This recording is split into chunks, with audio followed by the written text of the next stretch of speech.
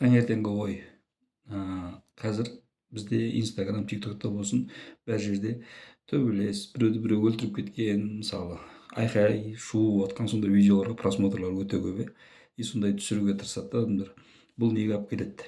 Адамның, соны көрген адам, соның барлығы миына, подсознаниеге жазылады екен да, и ол өмірге деген қызығушылығы жоғала бастайды, ештеңеге көңілі толмайтын, сондай даже ауру клеткаларды оятатын раковый клеткаларды оятып жібереді екенбіз да.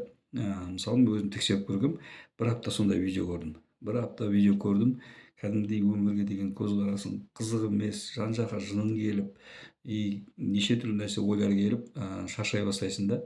Содан кейін бір апта демалдым да, қызықты видеолар көре бастадым. Қызықты видеолар, тарихи, өзіме ұнайтын видеолар көре бастадым.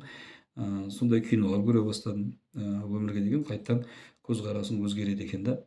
Ол даже мынандай адам болған, бір кісі ракпен ауырады да, сол кезде ол 2 жыл өмірін қалды дегенде, ол кісі не істейді? Тек қана күнде дәрілерін қабылдайды, бірақ не комедия көреді да, күнде комедия көреді. Басында күлмейді енді. Қиын ғой енді өмірің өтіп баратыр, өлейін деп жатсың дегенде. Сөйтіп күнде көре береді, сосын бір апта, 2 апта, 3 апта сөйтіп көре бастағаннан кейіннен қараса, даже 4-ші стадиядағы рак жоқ болып кетеді ғой. Күліп, содан 4-ші стадияда рак жоқ болып кетеді.